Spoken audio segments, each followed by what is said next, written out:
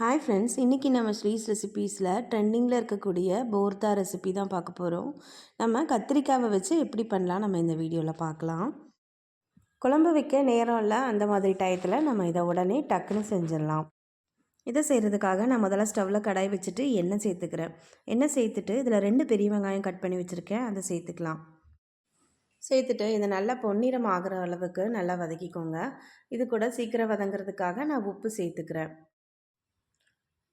வெங்காயம் வதங்கி கலர் மாறின உடனே அதில் நம்ம கொஞ்சமாக மிளகாத்தூளும் மஞ்சள் தூளும் சேர்த்துட்டு பச்சை வாசனை போகிற அளவுக்கு வறுத்து விட்டுட்டு நம்ம எடுத்து தனியாக வச்சிடலாம். இதை வேறு ஒரு பிளேட்டுக்கு நான் மாற்றிக்கிறேன். அடுத்ததாக கடாயில் எண்ணெய் சேர்த்துட்டு இதில் பூண்டு சேர்த்துக்கலாம். ஒரு 5-6 பல் பூண்டு நல்லா கட் பண்ணி வச்சுருக்கேன், அதை சேர்த்துக்கிறேன். சேர்த்துட்டு பூண்டு பொன்னிறம் ஆகிற அளவுக்கு வதக்கி எடுத்துக்கோங்க. பூண்டையும் நம்ம தனியாக எடுத்து வச்சிடலாம். அதுக்கப்புறமா இதில் ஒரு 4 மிளகாய் வத்தல், ஒரு காஷ்மீரி வத்தல் எடுத்துகிட்டு அதை நல்லா முறுமுறுப்பாகிற அளவுக்கு வறுத்து எடுத்துக்கோங்க. மிளகாய் வத்தலையும் நம்ம தனியாக எடுத்து வச்சு ஆற வச்சுக்கலாம். அதுக்கப்புறமா நான் இதில் கத்திரிக்காய் சேர்த்துக்கிறேன். ஒரு 2 பெரிய கத்திரிக்காவை இது கூட சேர்த்துக்கலாம். சேர்த்துட்டு நல்லா வதக்கி எடுத்துக்கலாம். கத்திரிக்காவும் நல்லா பொன்னிறம் ஆகிற அளவுக்கு நல்லா வதக்கி எடுத்துக்கோங்க. கத்திரிக்காய் நல்லா கலர் மாறணும். நல்லா அப்படின்னா தான் உள்ளேயும் நல்லா வெந்திருக்கும். இந்த மாதிரி பொன்னிறம் ஆகிற அளவுக்கு வறுத்து எடுத்துட்டு நம்ம தனியாக எடுத்து வச்சுக்கலாம். அதுக்கப்புறமா நான் இதில் ஒரு தக்காளியை இந்த மாதிரி கட் பண்ணி சேர்த்துட்டு அதை நல்லா வேக விடணும். அந்த தொலியை நம்ம பிரித்து எடுக்கணும், அந்த அளவுக்கு வேக வச்சு எடுத்துக்கோங்க.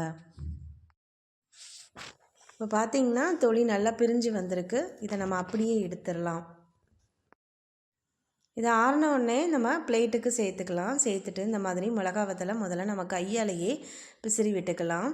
அதுக்கப்புறமா நம்ம வெங்காயம் பூண்டு அதையும் சேர்த்துட்டு நல்லா மசிஞ்சு விட்டுக்கலாம். இது கூட நம்ம தேவையான அளவுக்கு உப்பு சேர்த்துக்கலாம். இப்போ இது கூட நம்ம கத்திரிக்காவை இந்த மாதிரி தொலி உரித்து சேர்த்துக்கலாம். அதோட நம்ம தக்காளியும் தோல் உரித்து வச்சுருக்குறோம், அதையும் சேர்த்துட்டு நல்லா மிக்ஸ் பண்ணி எடுத்துக்கலாம். இது கைனாலேயே நம்ம மிக்ஸ் பண்ணுறதுனால நம்ம உடனே செஞ்சுட்டு காலி பண்ணிடணும். இது கூட நம்ம கடைசியாக கொத்தமல்லி இலையை நல்லா பொடிசு பொடிசாக கட் பண்ணி சேர்த்துக்கலாம். சேர்த்துட்டு நம்ம இந்த சாதத்தில் மிக்ஸ் பண்ணி சாப்பிடலாம். இதை நம்ம சாதத்தோடு கலந்து சாப்பிடும்போது சுவை நல்லாயிருக்கும். இதை எல்லோரும் செஞ்சு பார்த்துட்டு எப்படி இருக்குன்னு கமெண்ட்டில் சொல்லுங்கள். தேங்க்ஸ் ஃபார் வாட்சிங்.